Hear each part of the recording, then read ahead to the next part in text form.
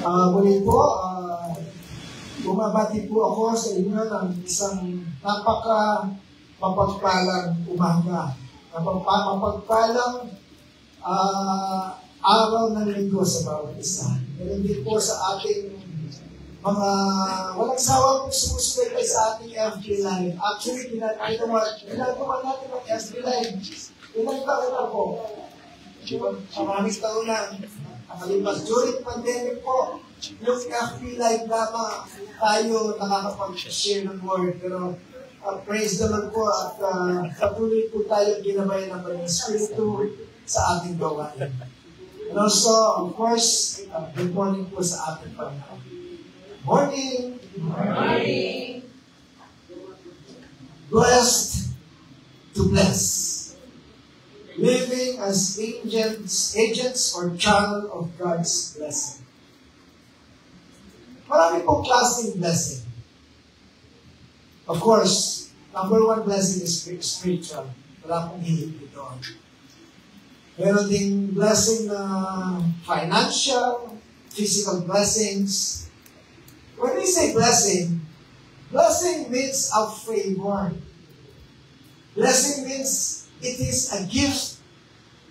Kapag sinabing blessing, hindi mo pinagpaguran, hindi mo pinabayaran. It is a benefit coming from the Lord. Yun ang blessing. Benefit. A gift. To be blessed is to have God's favor and approval upon our lives. Yun po ang sagot doon. At napag-aralan po natin last Sunday, in order for us to receive God's favor, is for us to have a humble heart. Alam niyo po, ipinagkakaloob po ng Diyos yung kanyang grace, yung kanyang biyaya, sa mga mapagpakumbong lamang. Kapag ikaw ay sa kampangan, matas ang pulok, o maliit ang tingin mo sa iyong mga kapwa, matatas ang tingin mo sa iyong sarili, it is very impossible for you para makuha mo yung God's grace. Yung God's grace, hindi pinagbabayaran, hindi pinagpapaguran, pero God only gave this grace doon po sa mga pinag-aralan na nila sa atin, yung mga poor in spirit, yung mga walang yayabang sa buhay. So, in James 4:6, ang sabi po, God opposes the proud but shows favor to the humble. Sinasalungat ng Diyos ang mga mapagpataas at binibigyan ng biyaya ang mga mapagpakumbabang loob. That is why, sabi ko, may inulit ko lang, when you want to receive Jesus Christ as your Lord and Savior, make sure yung puso mo babanang. Kapag mayroon kang iniyayabang, when you encounter the Lord, saka na muna, kasi hindi katanggap-tanggap yun sa Panginoon. Sabi ko dito, blessing is not earned. We receive it from God's grace. Bagamat sinasabi ng iba, pinagpaguran ko ito, galing ito sa aking lakas at talino, yung aking trabaho, yung aking business, ako umasenso, dahil matatag ako, matalino ako, marunong akong dumiskarte. Glory to you. Teka lang. Kanino ba galing yung sinasabi kong lakas at talino? Yung sa Justin. So, anong ipinagpapayabang mo galing sa iyo yung success mo? Kung ang talino at lakas mo, hindi naman galing sa iyo. Originally, galing sa Diyos din. Sabi nga sa James 1:17, every good gift and every perfect gift is from above. Tama pala yung sinasabi ng iba. Ano tinatawagan yung sinasabi nila? Sabi ng sa taas. Sabi ng Isabel, ito pala, every good gift. Ang bawat mabuting kaloob at ang bawat sakdal na kaloob ay pawang buhat sa itaas na nanggagaling sa Ama ng mga ilaw na sa Kanya ay walang pag-iba o anino man ng pagbabago. Of course, when we define blessing, ang mga ito ay galing sa Diyos na mabuti at Diyos na banal. Kaya nga ba, every good gift, huwag mong alinin galing sa iyo. Huwag mong ipagmayabang na dahil matalino ka, dahil madiskarte ka sa buhay, masenso ka. In the first place, yung talino at lakas mo at diskarte mo, kanino galing? Sa Diyos din. Glory not to us, but to God alone. Kapag ang ina-enjoy ko ngayon ay galing sa pandaraya, galing sa pangurakot, galing sa mga contractor, galing sa mga congressman, hindi ito kailanman pwedeng tawagin blessing. Amen ba? Amen. Kasi sabi dito, every good gift every perfect gift, tapos sasabihin mo, ginagamit ako ni Lord, dami ko natutulungan tao, saan galing yung pagtulong mo? Sa contractor. Hindi galing kay Lord yun. Hindi pwedeng tawagin blessing. Kasi only good and perfect gift came from the Lord. Yumaman ka dahil hindi mo sinunod yung original design ng tulay na pinagagawa sa iyo. Imbis 2,000 sacks of cement, inamin po 1,000 sako lamang. Ilang nilagay mo? First project. Can we call those blessings from God? Of course not. Of course not. Maging ikaw lang yung dera ng talong at kamatis. Tapos pag-uwi mo sa bahay, thank you, Lord, for the blessing kumita ako. Lord, kung na yung pang-kilo ko, dinaktor ko yun. Oo. Hindi blessing yun. Hindi good gift yun. Hindi perfect gift yun. Dinaya mo eh. Katulad kapag nagtitinda ka ng mangga, nagtitinda ka ng lansones, huwag mo na sabihin matamis kung hindi matamis. Naloko ko minsan. 2 weeks ago, nag-crave ng duko si sister. Gusto niya, duko. Duko lang. Ayoko ng lansones na pamili mo, basta duko lang. Meron ako nakita sa online. Agad-agad, duko, saan na? May mga pictures sa lalaki. Piniyan ko. Sabi ko, duko ba na ganyan? Opo. Tatamis ba? Super tamis.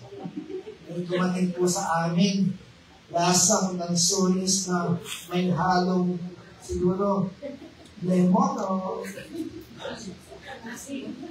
Napong kamuha ako. Pa-scam na lang naman. Yung mga taong yun, pagka-deliver sa akin at yung kinita nila ay binili ng pagkain para sa kanilang mga anak, what will they? Anong itatawag nila doon sa mga anak nila?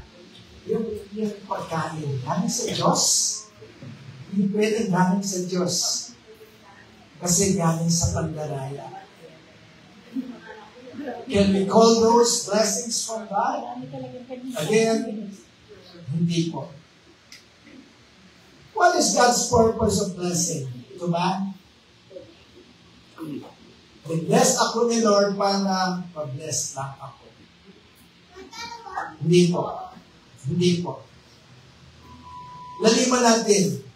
Bakit binless ni Lord ang iyong mga magulang ng yaman, ng lakas at galing? So that their children will be blessed. See?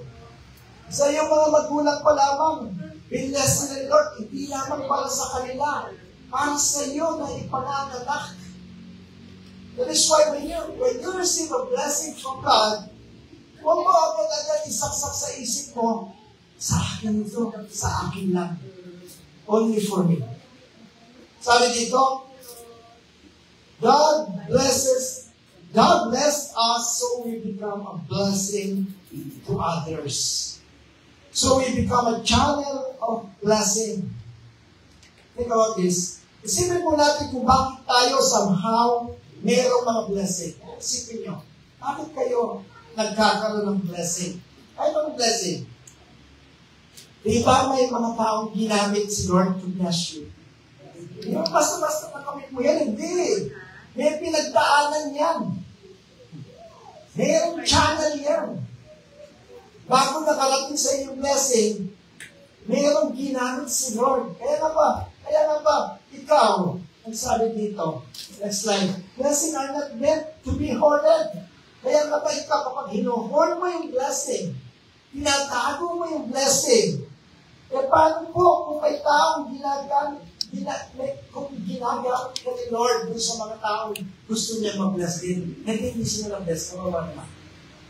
Katulad mo, nag-bless ka kasi, may mo ng taong ginamit na rin gino. Kaya na-bless ka na yun eh. Di ba? Tapos kapag nag-bless ka at hinord mo yun, paano na yun?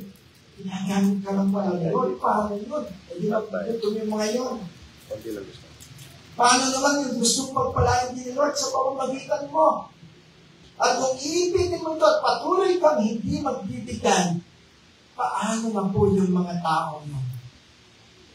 Blessings is God's gift of grace poured in our lives. Not for us to hold tightly, but for us to pass on.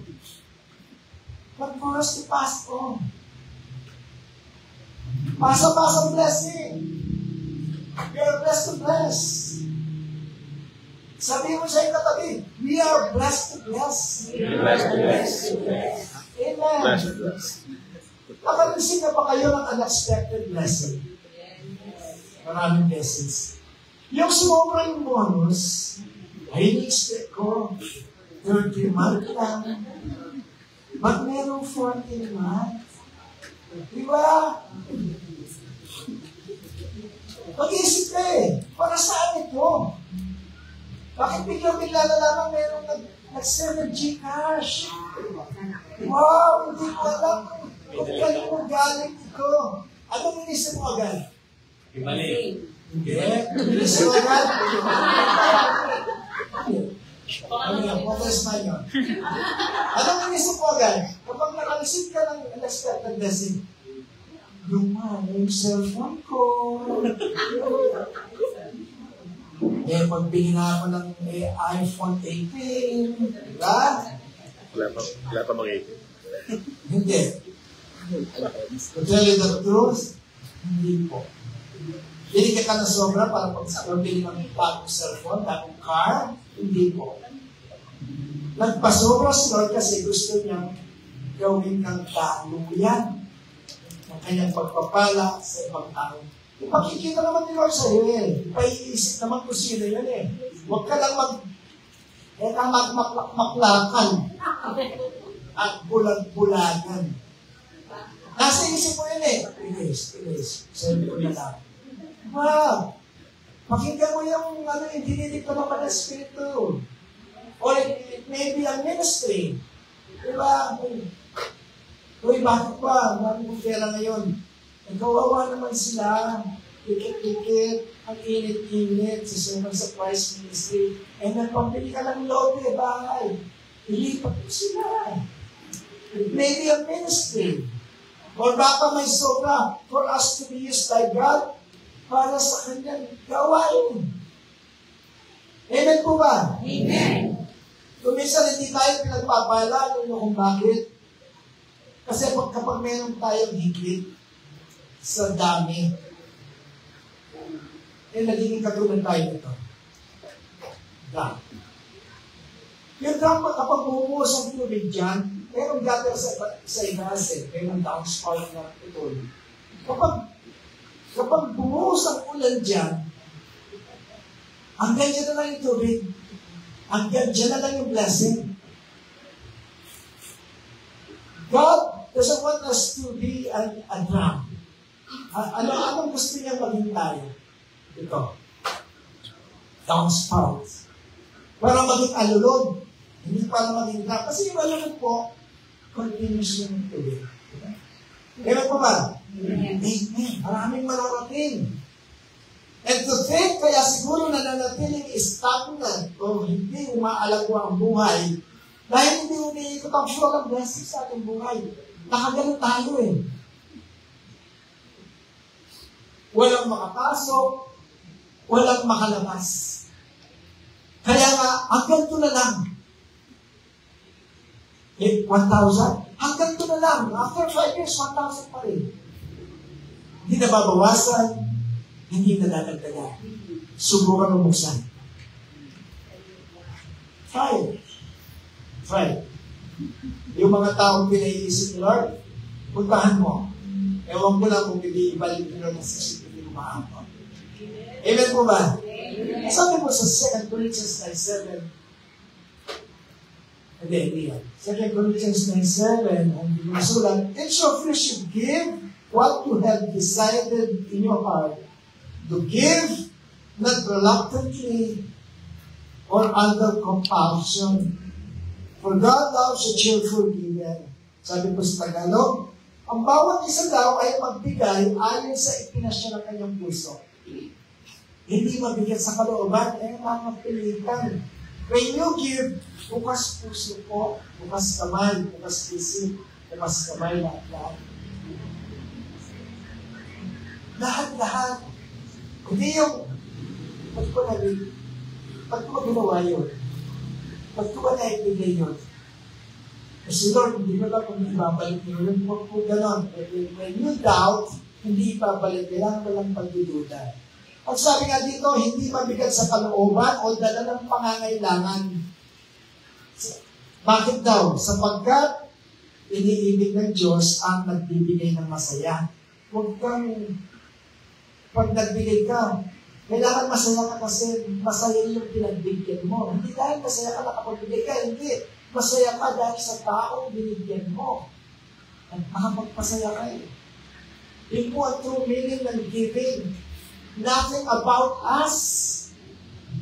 Nothing about us. Hindi dahil, alam mo, tumulog ka, bubuti yung paganda mo. No! Hindi yung totoong giving yun. Sa'yo din ang balik eh. Yung totoong giving, walang balik. Huwag ka na mag-ibig na magpasalamat sila. Huwag na. Naging masaya ka kasi nakapagpasaya ka ng tao. That is the meaning of the essence of true giving. Yung para sa kanya lang, kaya ka masaya. Amen po ba? Amen. Amen. So dito po, of course, we are not only talking here about money. Pero kasama yung pera. Pero not all about money. Hindi po, ano lang, example lang yung money kasi masyadong sikat sa akin yung pera. Mapamaterial man yan, mapafinancial man, mas lalo at higit kung spiritual blessing siya. Mas lalo mong ipamigay. We need not to hoard blessings from God, but itatago like this one.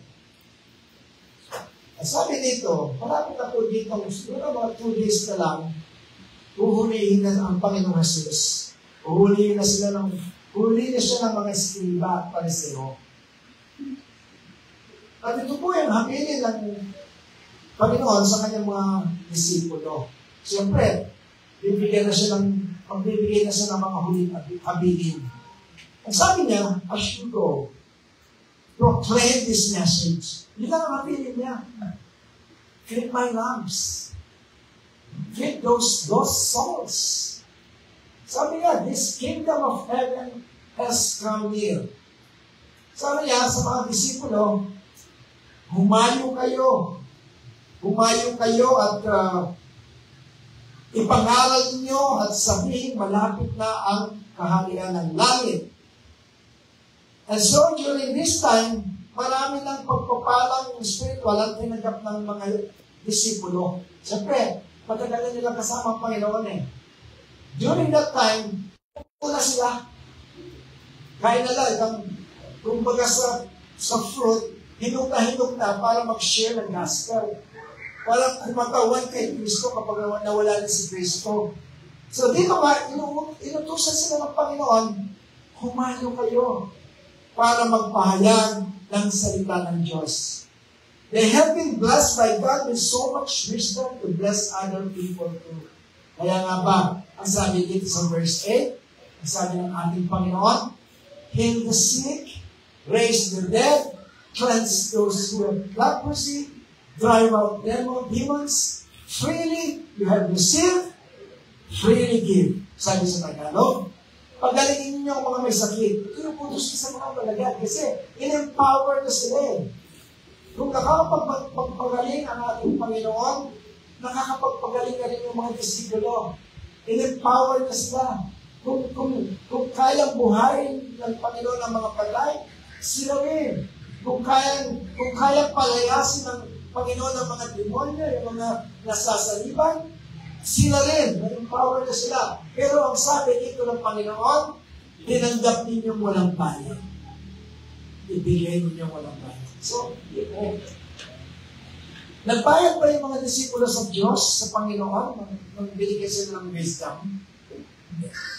Kaya naman sabi ng Panginoon, at sabi niya, freely you have received, freely give.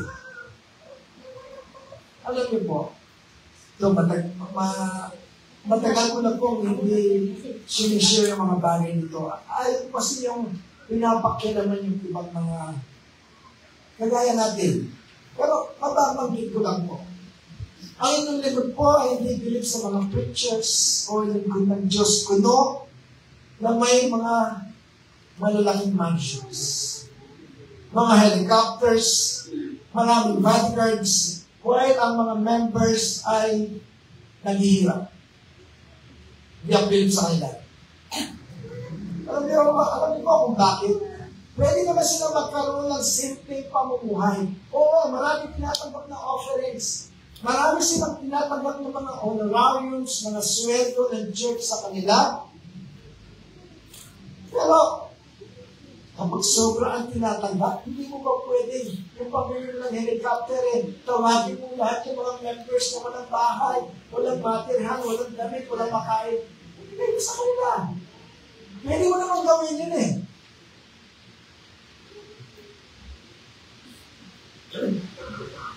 Why not share? Imbis na ipakita mo nakakabili ka ng mansion, helicopters, mga bodyguards. Why not share? O kaya yung mga preachers na sa lahat ng kilos, ay kaya. Sabi dito, freely you have received, freely give. Ako po noon po, hindi nila itatanong, naging driver po ako ng rent-a-car business. Ako yung nag-drive kung saan man sila gusto pumunta. Nakarent ako ng Bicol, Baguio, Bontoc, Mountain Province, lahat na yata napunta ko. At one time, meron po akong customer na gusto daw niya tulungan ko raw siya, i-drive yung kotse niya. Gusto daw niya magpa-bless doon sa North. Kaya simbahan doon eh. Hindi nababanggit ang pangalan. Sabi ko, okay boss, na-try ko kayo doon. Dinay ko sila, make a long story short, pumila po kami, bago mo ipa-bless yung kotse, pipila ka muna. At isa po yung aking napansin, mayroong special, mayroong regular. At doon ay magbabayad, of course. Nakita ko po lahat may bayad, hindi lang yung magpa-bless ng kotse. Sabi doon, binyag, kasal, impil, patay, pagdasal sa may sakit. Lalo na sa mga patay, may bayad. Merong special, merong regular. Sa patay mo ganito. Kapag sa patay, ang special yung bayad mo, diretso na lang. Kapag regular, sabi, kaluluka mo. Ang yung 1,000 mo, regular is 1,000. Hanggang pagdating lang, iiginan mo na, mag-stock over mo na siya dyan. Regular lang eh. Regular lang. Wala po sa Biblia yun. Wala po yung limbo na tinatawag, yung purgatorio. Wala po sa Biblia. Wala po. Wala po yung stock over. Diretso na doon o diretso na doon. Pinaka-usapan. So, modesty aside po, hindi ko naman sa pinagmamalag ng Service of Christ Ministry. Every funeral service po, Nag-aamot ang lahat tayo para tayo magbigay. Sasuffer nga sila. Hindi ka pa ng 1.5 dyan. Huwag naman. Tayo ang magbibigay. Sila malukot tayo masaya eh. Amen po ba? Modesty aside po. Hindi minsan. Hindi po tayo humingi ng pera sa padasal sa patay. Hindi natin pinagdalo sa patay. Sa padasal sa mga naiwang mahal sa buhay, padasal sa may sakit, padasal sa education, sa binyag, lahat, wala pong money involved. Caroline. Modesty aside ko rin po, pinalaman mo eh. Sana huwag mo pinaalala. Sa Caroline, nalagyan pa ako. Tuwing magkakaroon po tayo ng Pasko, iniit po natin yung konting pondo. Hindi po kami pumupunta sa mga mansions. Pumupunta kami sa mga squatters area. Kami ang nagdadala ng tinatandaan namin sila. Hindi po kami humingi ng sobre. Kami ang nagdadala ng sobre. Kahit kung ilan, bibigyan namin sa kanila. Modesty aside po. So dito po, walang regular, walang special po. Saan po natin sa Biblia makikita ang lahat ng yan? Sabi nga dito, when people are dead po, we no longer have the power to change their destiny. Hindi mo pwedeng ipagkasalampatay to tell you this. Wala sa Biblia. Kasi, we can pray, for example, si Bill magkakaroon ng board exam. We can pray for Sister Bill now. Ngayon nag-review pa lang siya. Pero, we cannot pray for Bill anymore kapag tapos na siya mag-test. Gets niyo? Now is the time to pray for Bill, to give God, give her wisdom, knowledge sa kanyang nire-review na sabihin kapag nasa board na siya, pasado lang. Same is true sa ating buhay po. Tapos na yung board. Tapos na yung board. Hindi na po natin pwede ipagdasal yung patay. At when we pray for the dead people, parang niloloko lang natin yung mga immediate family na I don't know, ayaw ko na pong ihaba ito. God gave us all the time in the world to obey God, but when we are dead, wala na po. Kahit na lahat ng preachers, ipag-pray ka, wala na rin pwede ka. In fact, praying for the dead is not a biblical concept. Our prayers have no bearing on someone once he or she has died. Of course, we should pray for those living, but for the dead, no. Hindi po. Maliwanag po ba?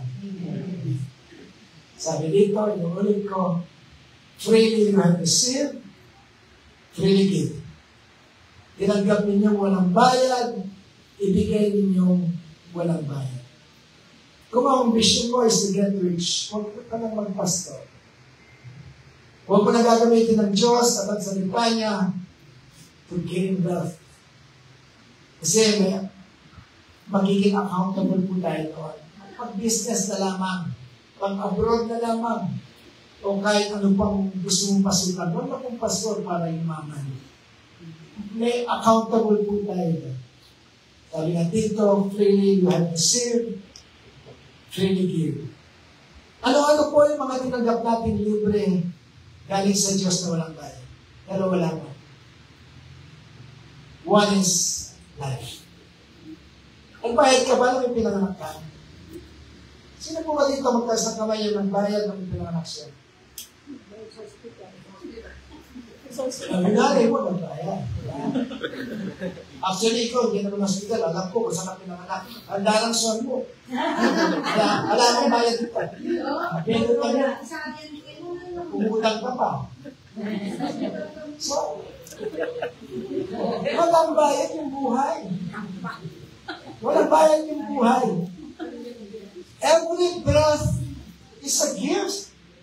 Sabihin mo sa iyong katabi, every breath is a gift. Every breath is a gift. May kwento po about a missionary doctor na pumunta siya sa isang mahirap na lugar. Doktor ito At lahat ng ginagamot niya libre. Siyempre, meron siya kasamang doktor doon, bago-bago pa lang. Sabi niya, bakit nagagawa yan? 10 taon ka nag-aral. Diba? Dapat naman, magpabayad ka. So, ngumiti lang po ang doktor at magsabi, libre ibinigay ng Diyos sa akin ang aking kakayahan at pagkakataon na makatulong kayo, binibigay dito ng libre. That is the heart of a true servant of God po. Total naman, sino naman ang magbibigay. Kahit na hindi natin hinigin, kahit na hindi tayo nagpapabayad kay Lord, kahit na huwag natin sabihin, Lord, investment ko ito kasi pinagsisigan kita. Kahit mo lang po pinasabihin mo. God is a generous God. Pababayaan ba niya yung mga servant niya? Hindi naman po. Kahit na hindi natin kahit na pamaramdaman ng Ginoo, babayaran ka ng Diyos.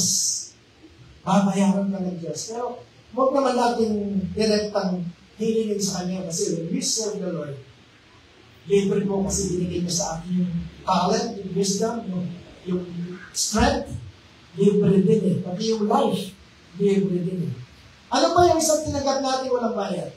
Dalawa lamang sabi ko. Life and salvation. Forgiveness is not earned, but given by grace. Sabi po sa Ephesians 2:8-9, you have been saved by the grace of God through your faith, not by works, so that you will not boast. It is a gift of God. So, salvation is a gift. Kasi po, bakit naging gift? Hindi mo naman kayang bayaran ng salvation Hindi mo naman kayang itapat yung mga mabubuting gawa mo para masave ka. No way. Kasi sinasabi po sa Isaiah 6:4-6, ang lahat ng mabubuting na gagawa natin, basahan lang sa mata ng Diyos. So, hindi pasado kay Diyos Ama. Hindi pa rin. Mabuting tao ako, hindi mo na kailangan si Kristo. Of course, kailangan mo siya kasi sabi kay Kristo, I am the way, the truth, and the life. In John 14:6, no one comes to the Father except through me, sabi niya. So, hindi mo kailangan bayaran ang salvation. It is free, but it is not cheap. Bakit? You are paid by the most precious blood of our Lord Jesus Christ. Hindi cheap. Expensive nga precious. Pero libre. Amen? Libre. Libreng mahal. Hindi binabayarang mura. Hindi. Libreng mahal yung salvation. Kaloob ng gift. Actually, narinig nyo na ito para sa mga baguhan po. Iba yung reward sa gift. The Bible did not say salvation is a reward of what you did and what you are doing. Hindi mo pinagin siya. Salvation is a gift. Kasi kapag sinabi salvation is a reward, glory to me. Kasi sabi ng Ephesians 3:9, so you will not boast. It is a gift para hindi ka pwedeng magmayabang na kaya ka naligtas dahil mabuti tao ako. Hindi mo pwedeng sabihin yan. Kasi ang sabi niya, salvation is not a reward. Iba po yung gift. Yung gift, kapag wala man akong ginawa, hindi man ako naging good boy nung bata ako. Pero every Christmas, every birthday, may gift ako galing sa aking tatay. Bakit? Kasi mahal niya ako That is a gift. Iba yung reward. Maglilinis ako ng kotse, maglilinis ako ng pinggan, para bigyan ako ng reward ng nanay ko. That's a reward. That's not salvation. Salvation is a gift na. Ano yung gift? It is by grace alone. Ano yung grace? Grace is defined as unmerited favor. Grace is defined as undeserved gift. Yung bang gift na gustong-gusto mo, binigay sa iyong tatay mo, pero hindi ka naman deserving. Hindi ka naman good boy. Pero hindi lang yung dahilan yun para hindi ibigay. Gift nga eh. Hindi reward. Kapag reward, walang maliligtas mo. Kasi sinasabi sa Romans 3:23, for all have sinned and fall short of the glory of God. Ang lahat ay nagkasala at hindi nakaabot sa kabutihan ng Diyos. Ang lahat ay hindi nakaabot sa kaluwalhatian ng Diyos. So, lahat po tayo nakadestino sa impyerno. But because of the love of God, na nababasa natin sa John 3:16, for God so loved the world, dahil lang inibig ka ng Diyos kasi hinahabagan ka, kaya ka naligtas. Pwede po ba natin palakpakan ng Diyos? Kaya napakaiyak ako kanina doon sa ating inawit. Iniwan niya yung 99 na banal, na mga banal, hinanap yung maruming brother God. Iniwan ng ating Panginoon yung 99 na parating nag-praise sa Kanya, nagbibigay ng ano sa Kanya. Iniwan niya, sino hinanap niya? Yung palaboy na si brother God. Yung playboy na si brother God. Yes. Playboy. Maruming brother God. Bakit na ako hinanap? Nakakarapat yung malumuran na ako. Katulad nyo rin. Ako lang yung one na yun. Kayo rin. Iniwan yung 99. Ba't kayo dinala dito? Because God loves you. Wala lang ibang dahilan po. Kaya ka dinala dito yung Diyos. Hindi niya dinala yung 99 dito. Dahil hindi naman magkakash yung 99. Isa lang ang pwede niyang dalhin dito. Ikaw lang. Bakit? Mahal ka eh. Wala na pong ibang dahilan. Mahal ka ng Diyos. Sabihin mo sa iyong katabi. Mahal ka ng Diyos. Ikaw ay kinahabagan lamang. Walang dapat ipagmalaki. Ang sabi po sa 1 Corinthians 4:7 yung Tagalog, sa inyo sa Pilipinas, ang sabi, sa amin sa Amerika, mamaya ang babisahin. Sabi sa 1 Corinto 4:7, sapagkat sino ang nakakakita ng kaibahan mo? At ano ang nasa inyo na hindi mo tinanggap? Wala. Wala naman eh. Nothing is special about you.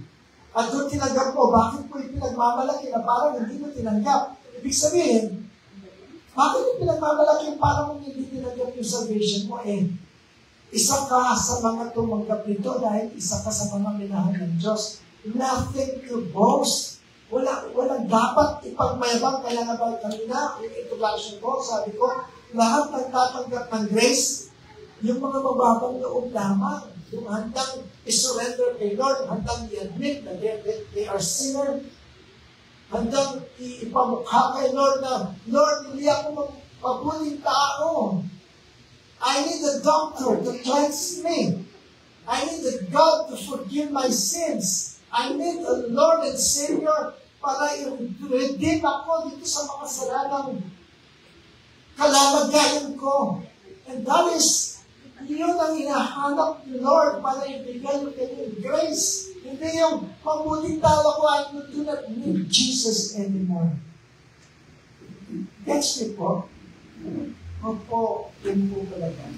So dito po, sa ating pagpapatuloy, freely you have received, freely give. Inuulit-ulit ko yan. Kasi give ko na lahat eh. Wala kayong binayaran. Pati yung kape dyan, yun ang binayaran eh. Nagkita ko, sarap na sarap kami sa brownies. Bakit binayaran ba yun? Skariya? Ba't sarap na sarap ka? Libre. Yan ang din ang salvation. Manyaman yan, pero libre yan. Yun ang nakalagdag ng yaman eh. Kasi kapag binayaran mo, parang hindi masarap eh. Tingnan mo, makikaya ka sa kapitbahay. Sabihin mo sa iyong asawa, sa kapitbahay masarap. Libre.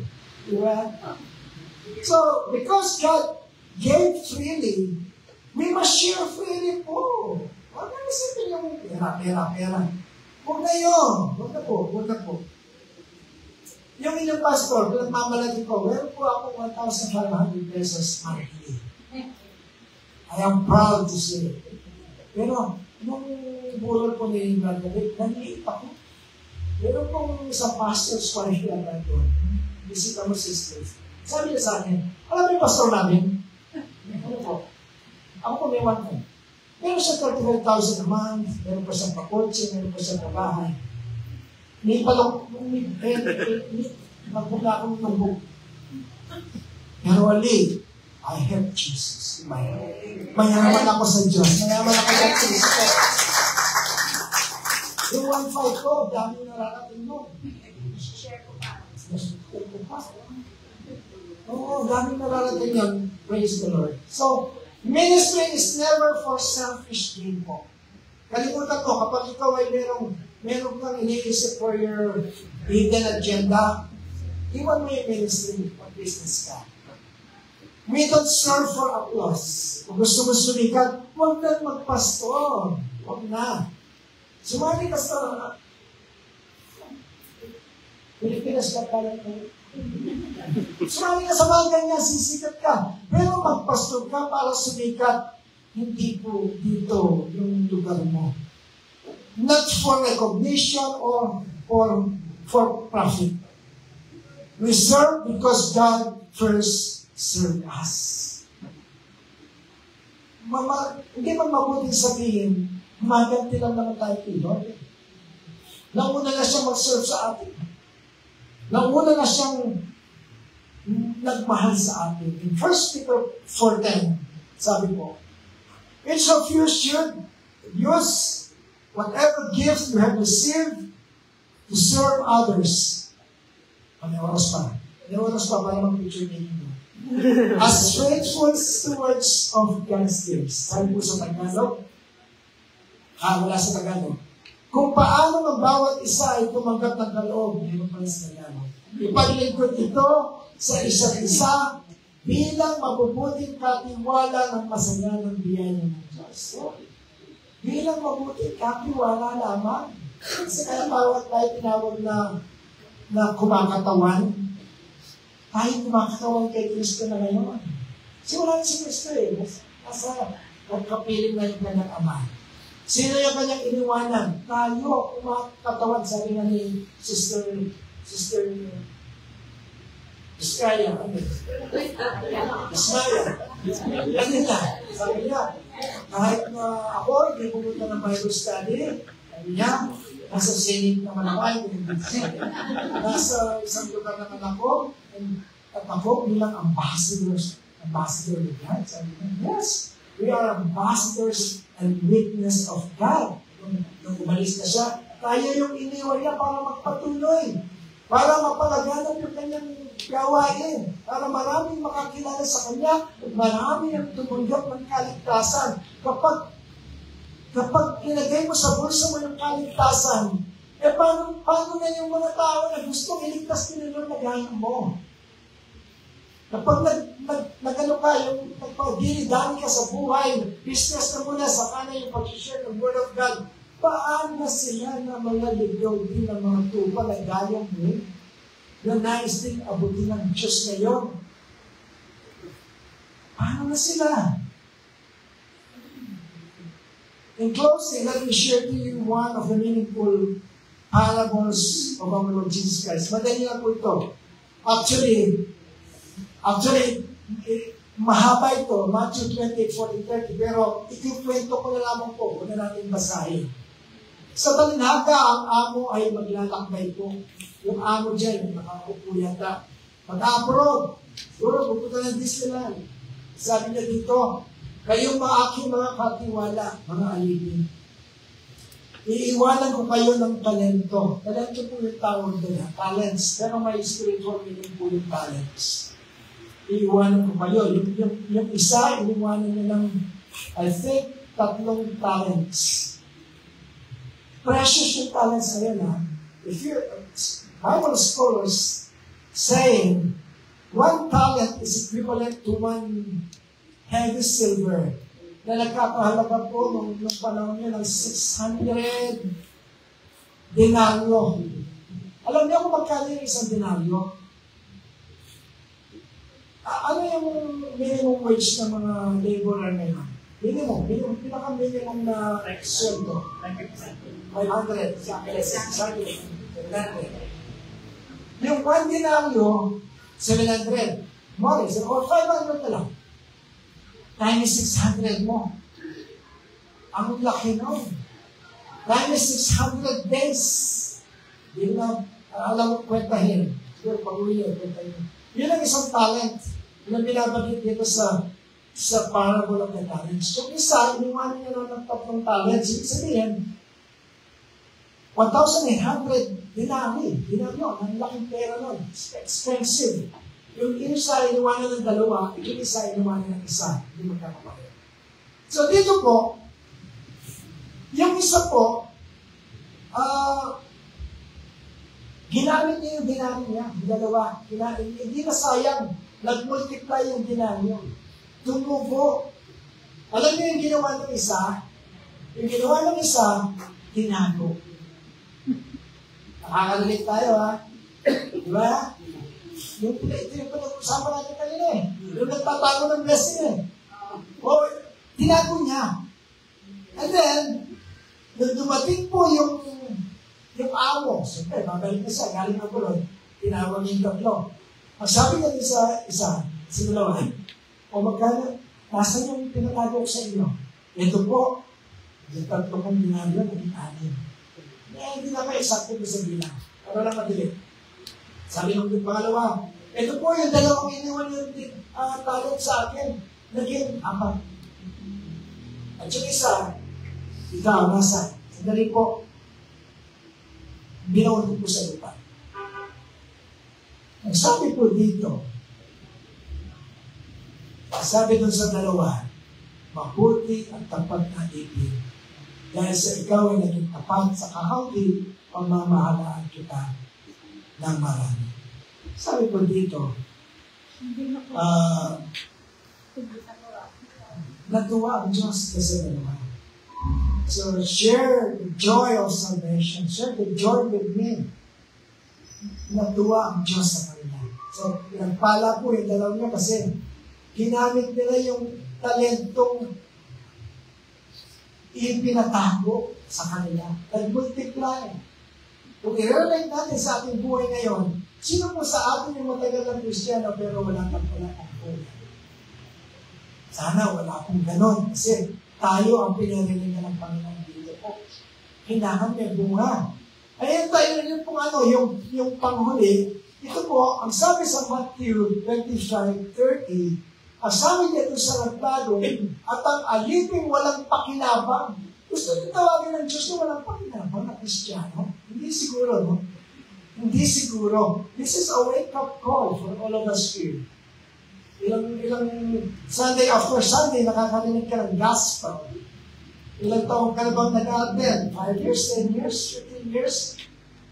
Sabi dito, pero hanggang ngayon, tinatago mo pa rin yung blessing. Sabi dito, at ang aliping walang pakinabang, ay itapon ninyo sa kadiliman sa labas. Doon ay magkakaroon ng pagtangis at pangangalit ng mga ngipin.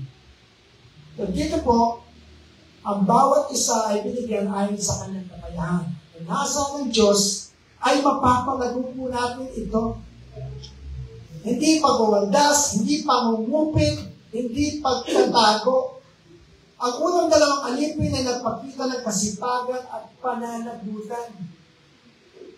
Kaya nga ba, ginamit nila ang pinagkatiwala ng Diyos sa kanila at ito ay tumuble. Actually, the Lord here is talking about the gift of wisdom. Lahat tayo meron niya. When you hear the Word of God, that is empowerment po. Tatatak sa isip mo, tatatak sa puso, hindi mo makakalimutan. Bakit ibinigay ng Diyos? Para sa iyo lang. So that you can share. So that you can share.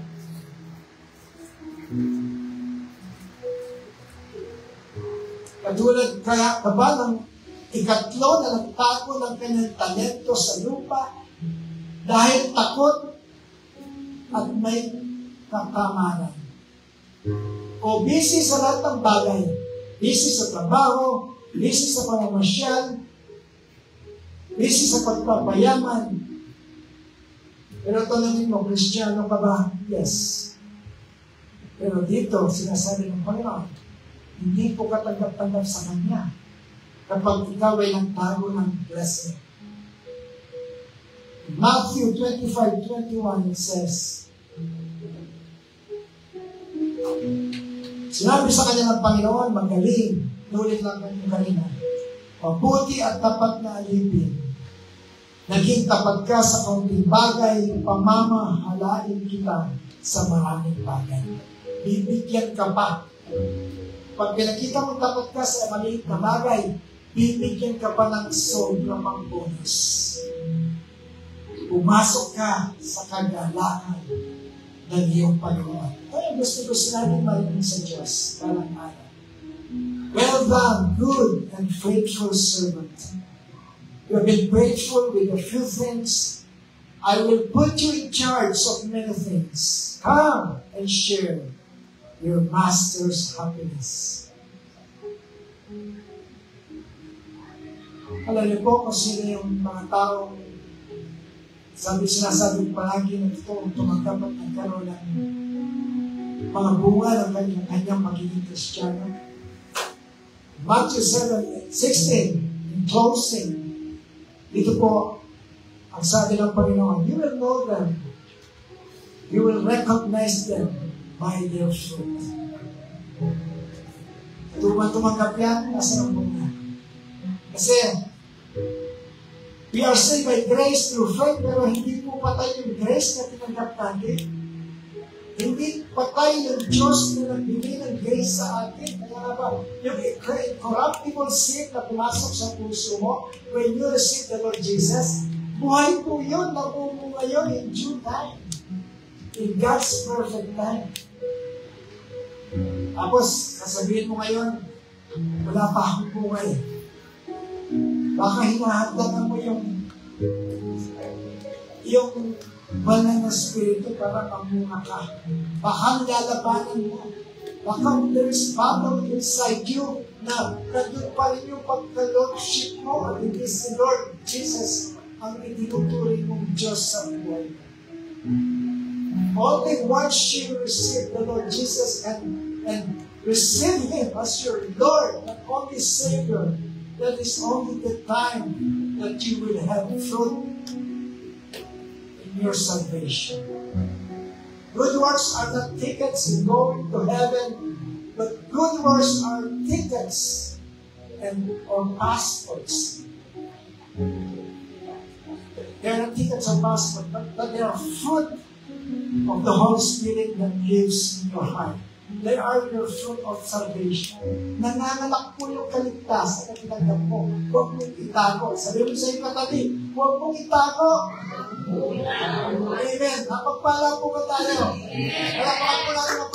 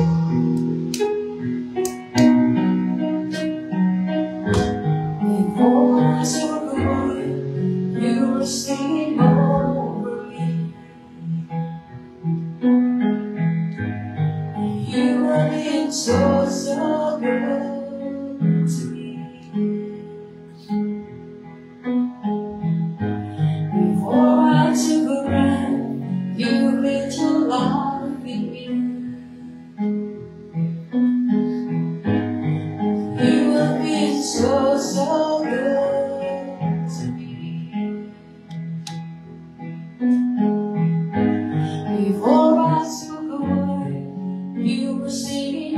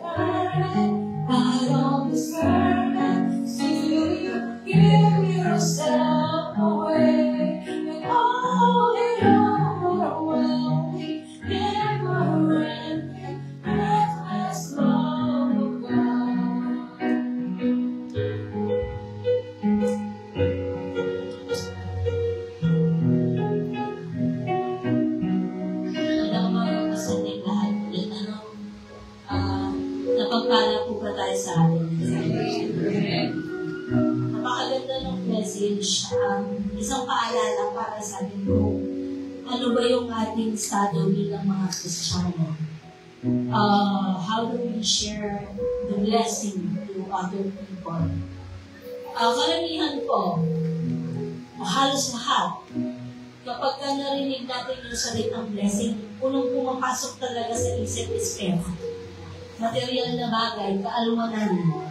Hindi ba? Yung pakiramdam natin ay nakakapagpasaya sa ating mga physical na katawan. Yung ating katauhan dito sa mundo.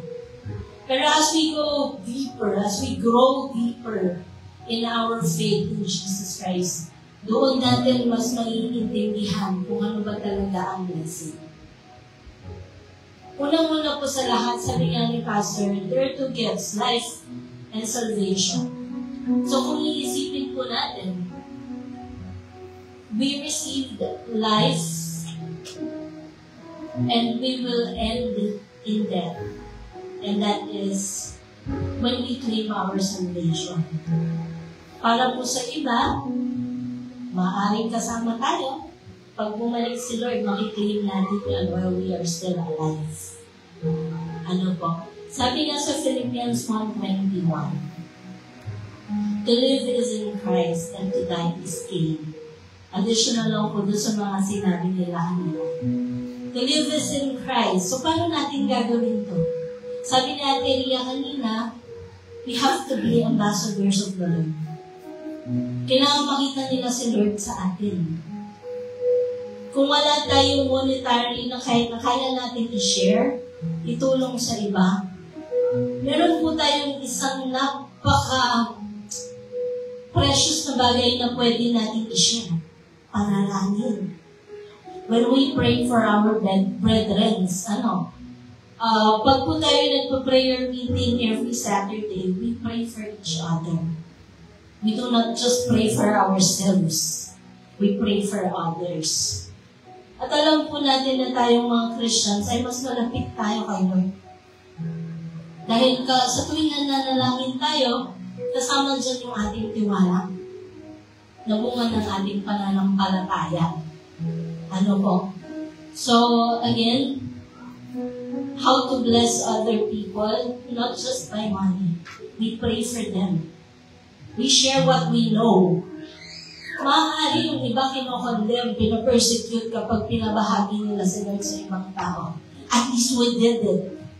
Hindi ba? We are blessed kasi nasa atin na yun. Hindi na nila makukuha sa atin yun. Kaya kailangan natin ibahagi. Ibahagi ng ibahagi. Kaya nga sabi, we are blessed to bless. May gusto po sana ako basahin sa inyo. 6 na verses lang, mabilis lang po.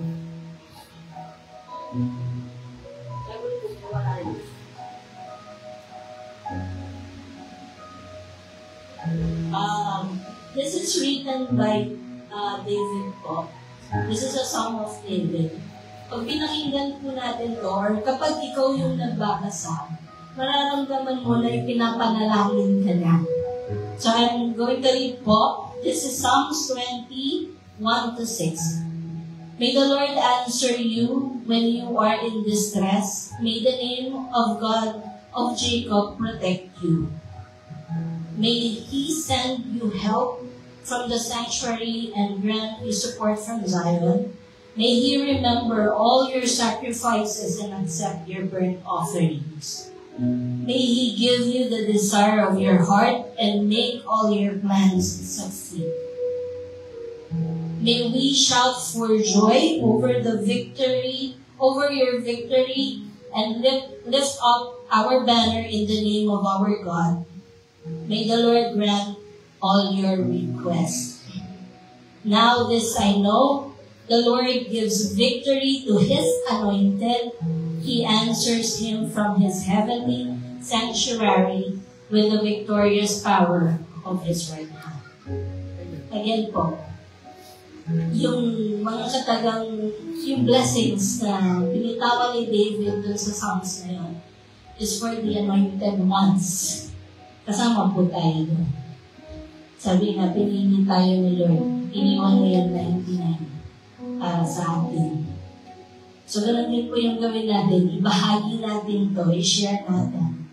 Kasi hindi natin alam, baka mamaya pala yung kapitbahay natin, yung ating kapitbahay na nuknukan ng marites na nakikita niya ang lahat, isa pala siya dun sa mga sheets na hinahanap ni Lord at yung pagiging marites niya yung gagamitin ni Lord. So, huwag po tayong mamili. And we do it, we share it, we bless others because we are blessed. Tayo po tumayo at manalangin.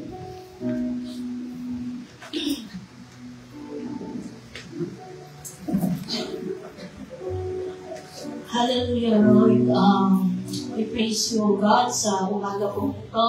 Kami po ay nag-uumapaw sa kaligayahan, Panginoon, dahil kami po ay napakarami na naman po namin today sa church, O God. Hindi po kami nagagalak dahil madami kami in numbers, pero dahil mas marami po nakareceive lang yung salita today, O God. At alam po namin na the more na may nakakarinig po ng inyong salita, ay the more na mapapalaganap po ito, Panginoon. Maaaring pagkatapos po ng aming sambahan ito, Panginoon, sa umagang ito, paglabas, we are very excited to share it to our friends, our family, Panginoon. Yung iba po, Panginoon, pinag-ninilig nila yung payalat. Alam po natin na pagdating ng araw, Panginoon, they will use those words, O God, we will use those words para po magdala ng mas maraming kaluluwa sa inyo, Panginoon. Alam po namin, Panginoon, na sa bawat araw po namin na nandito po kami sa mundo, kami po ay ginagabayan niyo, God, at gumagawa po kayo ng maraming milagro, Panginoon. Ipinapakita niyo po sa amin na kayo ay buhay at na kayo po ay babalik para kuhanin niyo po kami mga tao na inyong pinili, O God. Lord, pinapasalamatan po namin yung lumipas na isang linggo, Panginoon, na kami po ay inyong ginabayan, pinotektahan, sinuklayan ng aming mga pangangailangan, Panginoon. You are really one amazing God, O God. And Lord, sa susunod na linggo sa aming haharapin ng mga araw, Panginoon, hindi po namin alam, O God, what will happen after an hour, bukas, sa makalawa, sa mga susunod na araw, sa susunod na linggo, Panginoon. Pero alam po namin that everything will happen according to your purpose, O God. At nawa po, Panginoon, ang purpose po na iyon, Panginoon, na iyong iniatag para po sa amin, ay para gamitin mo po kami para makilala ka ng buong mundo, O God. Maaaring kami po ay isang napakaliit kumpara sa laki ng mundo ito, Panginoon. Pero alam po namin na ikaw yung nire-reflect namin, O God. And you are bigger than anything, O God. You are powerful more than anything else. Ikaw, Panginoon, ang makapangyarihan sa lahat. At kung iyong nanaisin, Panginoon, i-lift up mo kami lahat. Yes, Lord. Kami po ay patuloy na tatanggap ng inyong pagpapala, Panginoon. Bukas puso, with open arms, O God. Ang mga pagpapala mo, Panginoon, ay aming tatanggapin. At bukas palad din po namin ipapasa iyo, Panginoon, sa mga tao na kailangan. Whether this is wisdom that is coming from you, Yes. whether this is material things, O God, o kung maaari man po, Panginoon, ay actions lang, O God. Mga ngiti, Panginoon, sa umaga, let us start with that, O God. Turuan niyo po kami maging polite, maging masaya. Ngumiti sa mga taong aming nakakasalubong sa umaga, Panginoon. Dahil hindi namin alam, Panginoon, kung sino na nangailangan ito, Panginoon.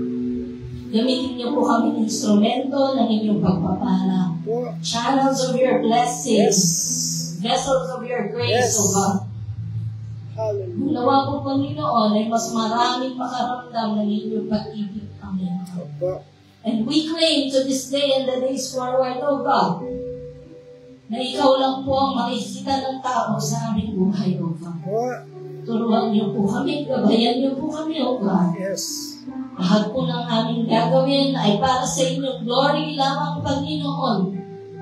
Hanggang sa sila na mismo, Panginoon, ay lumapit at sabihin nais nila kayong makilala, Panginoon. Lord, help us, O God, to spread your word to the ends of this world. Alam po namin, Panginoon, that we are your soldiers, we are your warriors, we are ambassadors, O God. At alam namin na hindi pagkakamali na kami nandito dahil kami yung pinili, Panginoon. Show us the way. Show us what we need to do, Panginoon. Amen. At ang lahat po ng pupupuri, pasasalamat, Panginoon, ay aming ibabalik sa pangalan mo lamang, O God. In Jesus' name, amen.